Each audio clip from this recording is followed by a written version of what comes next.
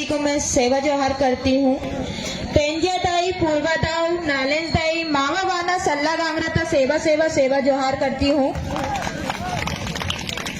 मेरा नाम साधना उइके है और मैं भोपाल से आई हूँ। प्रॉपर मैं सीहोर जिले की सलकनपुर के पास की रहने वाली हूँ और मैं बचपन मेरा मतलब जन्म ही भोपाल से हुआ है और मैं अन्य धर्मों के संपर्क में रही हूँ और मैं ऐसी जगह में रह रही हूँ जहाँ पे नेपाली, हिंदू, मुस्लिम, सिख, ईसाई सभी लोग रह रहे हैं, लेकिन मैंने अपनी संस्कृति नहीं छोड़ी है और न कभी छोड़ूंगी, क्योंकि मैं गौड़ की बेटी हूँ और आदिवासी बेटी हूँ, इसलिए मैं अपनी संस्कृति नहीं छोड़ूंगी। और इस मंच के माध्यम से मैं बोलूंगी, क्योंकि जो नितेश अलावा भाई ने बोला है वो कोई गलत नहीं बोला है। हम प्रकृतिवादी लोग हैं, प्रकृति को पूजने वाले लोग हैं, तो वो एक बात रखी है, क्योंकि हमारा समाज का कार्यक्रम है इसलिए बात रखी है और अन्य समाज के कार्यक्रम का भी हम सम्मान करते हैं। आज इस मंच के माध्यम से आपने देख लिया होगा किस तरीके से यहाँ पे भजन कीर्तन किया गया है। ऐसा कोई समाज, हम आदिवासी समाज का इस तरीके से नहीं करता है। लेकिन मैं मंजू दीदी का बहुत बहुत धन्यवाद करूंगी, जिन्होंने आदिवासी मंच पर ऐसे भजन कीर्तन करके अन्य समाज के धर्मों का सम्मान किया है। इसके लिए जोरदार ताली बजाइए मैम के लिए। मैं भी गौड़ समुदाय की बेटी हूँ और बहुत अन्य धर्मों के बीच रही हूँ, इसलिए मैं खुद को खुश नसीब समझती हूँ। मेरे माँ बाप ने जो मुझे संस्कार दिए, मेरी संस्कृति को जीवित रखने के लिए जो उन्होंने गोंडवाना का शब्द मेरे दिमाग में, दिलो दिमाग में भर दिया है, वो मरते दम तक नहीं छूटेगा। मेरी संस्कृति मरते दम तक नहीं छूटेगी, क्योंकि इस धरती माँ से मैं हूँ, इस धरती माँ में ही पैदा हुई हूँ, इस धरती माँ में ही मरूंगी। इसलिए मैं इस धरती का सम्मान करती हूँ, इस गोंडवाना लैंड का सम्मान करती हूँ और नर्मदापुरम की इस धरती दाई को भी मैं सम्मान करती हूँ, सेवा जोहार करती हूँ।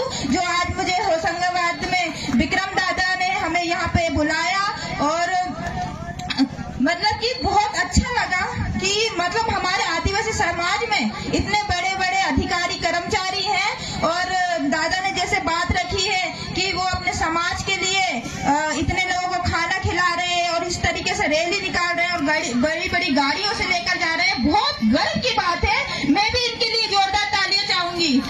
बहुत गर्व की बात है सच में। आदिवासी समाज कैसे जाता है सिर्फ रिंग रिंग कर मनोरंजन के लिए, नाचते कूदते हुए एक दिन रैली निकालता है, लेकिन मैं इनके लिए बहुत बहुत धन्यवाद करूंगी जिन्होंने 8 तारीख से आज और 20 तारीख तक जोरदार रैली निकाल रहे हैं, जिसमें हमारा आदिवासी समाज जागरूक हो रहा है। और सबसे बड़ी बात, जो हमारी जो समस्या है हमारे समाज के बीच में, सिर्फ आदिवासी समाज के बीच में नहीं है, अन्य समाज के बीच में जो सबके लिए बेड़ा उठाई है हमारी दीदी ने, ये बहुत बड़ी बात है कि उनकी जो मूलभूत सुविधा है जैसे बिजली, सड़क और इस इतनी मूलभूत समस्या जिससे हमारा जीवन यापन होता है, ऐसी समस्या से हमारा समाज कई सालों से जूझते आ रहा है। और आज हमारी समाज की जो मैडम है उन्होंने ये बीड़ा उठाया कि मेरा समाज का दर्द कहीं ना कहीं उनको नजर आया है, इसलिए नेता मंत्री नहीं आते, लेकिन ये आपकी समाज की बेटी आपके घर में जा रही है, आपकी समस्या सुन रही है। ये हमारे लिए गर्व की बात है, हमारे समाज के लिए गर्व की बात है कि ऐसी महिला हर घर में होनी चाहिए जो अपने समाज के लिए खड़ी होती है, अपने समाज की दुख दर्द के लिए खड़ी होती है, आपके घर में आ रही है। तो ऐसी हर एक महिला को आज इस तरीके से मंच पे आना चाहिए और बैठना चाहिए। और मैं तो ये बोल रही हूँ कि आप यदि एक महिला मातृशक्ति खुद को बोलती है तो अपने घर की समस्याओं को लेकर इस तरीके से जागरूक होइए, संविधान को जानिए, पढ़िए, लिखिए, शिक्षित होइए और अपने बच्चों को भी आप लोग पढ़ाइए।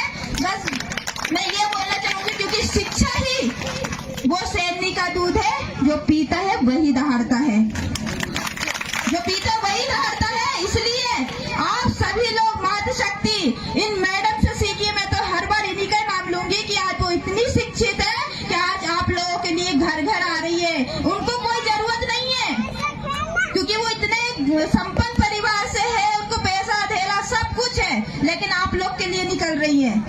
क्यों निकल रही? कि मेरा समाज पीड़ित है, मेरे समाज में समस्याएं, मेरे समाज के जो मूलभूत सुविधा उन तक नहीं पहुंच पा रही है, जिससे उनका जीवन यापन होता है। सही तरीके से वो लोग जीवन नहीं जी पा रहे, क्योंकि उनको बिजली नहीं मिल पा रही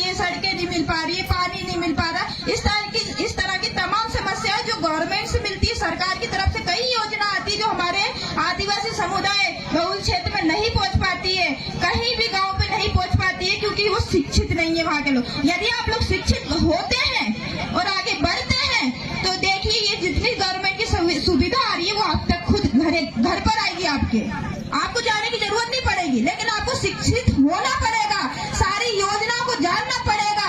आपको खुद उठकर, जितनी भी महिला बैठी है ना, जाकर आप अपने जो पास के सरपंच होते होंगे यहाँ पर या पार्षद होते होंगे वहाँ पर उसके ऑफिस में जाइए, क्या योजना आ रही है, क्यों हमें राशन नहीं मिल रहा है समय पर, या बिजली नहीं मिल रही है, सड़कें अभी तक क्यों नहीं यहाँ पे निर्माण की जा रही है, आप लोग पूछोगे, सवाल करोगे ना, तो अपने आप आपके अंदर इच्छा शक्ति आएगी। वो कब आएगी? जब आप लोग शिक्षित होंगे। मेन यही मुद्दा है। यदि हमें अपने जल जंगल जमीन को बचाना है और अपन को अपने जो मूलभूत सुविधा है उसको मतलब यहाँ पर अपने गांव में लाना है, तो उसके लिए आप लोग को शिक्षा पर ही मेन ध्यान देना पड़ेगा। बस इतना ही बोलना चाहूंगी क्योंकि समय का अभाव है और भूख लगने लगी हो सभी को। तो एक बार मेरे साथ नारे लगाइएगा। फड़ा बेहतर तो पता होगा सभी को, तो सेवा सेवा बोलिएगा।